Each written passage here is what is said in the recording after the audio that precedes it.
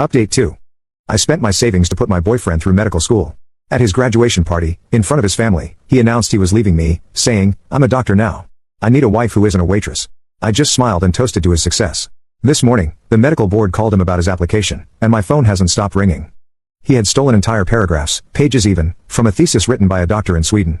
He had just rephrased a few words here and there. He didn't write that paper. He had stolen it. He was a fraud through and through. That was the moment I stopped loving him. It was like a light switch flipped off in my heart. The man I had sacrificed everything for didn't exist. He was a character in a story I had told myself. In his place was this stranger who was lazy, arrogant, and dishonest. A man who would cheat his way into a profession where people's lives were in his hands. I didn't confront him. The old me would have. The old me would have cried and yelled. But the new me, the me that was born in that moment, was cold and quiet. I knew what I had to do. I spent the next few weeks gathering my evidence. I forwarded the emails to a new secret email account I made. I downloaded the entire contents of that USB drive. I took screenshots of everything. I was no longer his girlfriend. I was a prosecutor building a case. I let him finish the year. I watched him take his final exams knowing he had the answers. I watched him submit his stolen paper. I even helped him address the invitations for his graduation party. I smiled and played the part of the proud, supportive girlfriend. I wanted him to get to the very top of the mountain. I wanted him to feel completely untouchable. I knew the fall would be that much harder.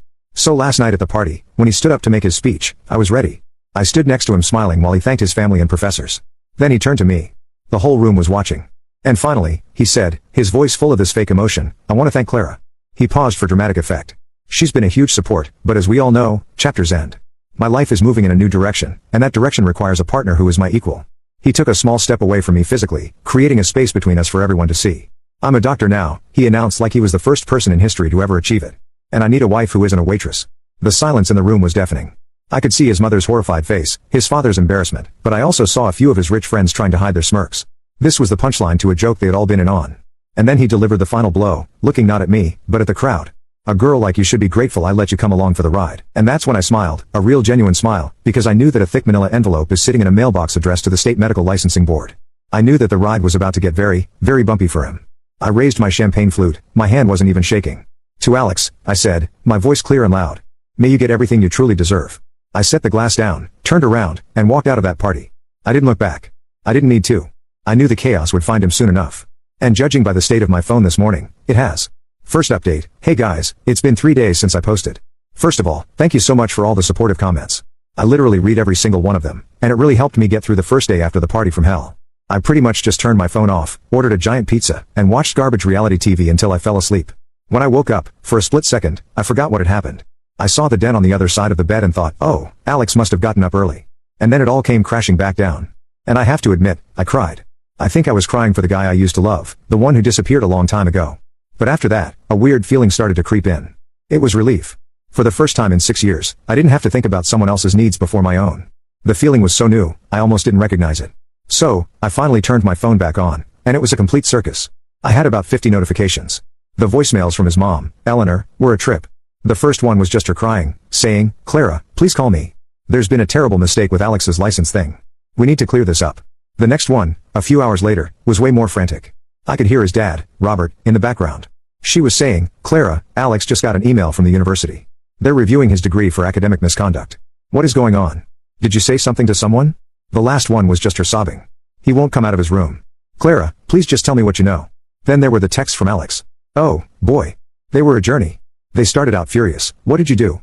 You are ruining my entire life. I will sue you for this." Then they moved to panicked. "Clara, they are talking about taking my degree away. My life is over. This is all your fault." Then came the attempts of gaslighting. "I know I hurt you, but you are taking this too far. I was just stressed out. You know, I didn't mean it." And finally, the pleading. "Okay, I'm sorry. I was a jerk. Please just help me fix this. I can't lose everything. We can talk about it. I still love you." I actually laughed out loud at that last one. I still love you. The nerve of this guy. I just hit the block button. I blocked him on everything. His friends, too. I didn't need to see their confused posts about what was happening with their star doctor. His sister Chloe sent me a text that was different from the others. She's always been the most normal one in that family. Her text just said, "Hey, Clara, I don't know what's happening with Alex in the school, but I do know that what he did to you at that party was the cruelest thing I've ever seen. No one deserves that. I hope you're okay." That one message meant more to me than all her family's frantic calls combined. It was a little sign that I wasn't completely crazy, that someone else saw him for who he really was. So, to answer all of your questions from my first post, here's exactly what I did. Remember that folder of evidence I told you about?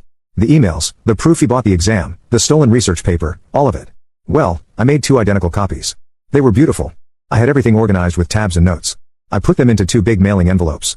The morning after he got his final grades, I mailed them out. One went to the Dean of Student Affairs at his medical school. The other went directly to the State Medical Licensing Board. I sent them anonymously, of course. The letter I included just laid out the facts and said that as a concerned citizen, I believed a man with no integrity shouldn't be allowed to practice medicine. I knew that an official investigation takes time. They have to review the evidence, interview people, and follow a process. My whole plan was based on that timing. I knew the notification would probably hit him right after his graduation, right when he was feeling on top of the world. And that's exactly what happened. The board put an immediate hold on his application to be a licensed doctor pending the outcome of the investigation. And the university, now that they have proof he cheated, has started its own process to revoke his degree.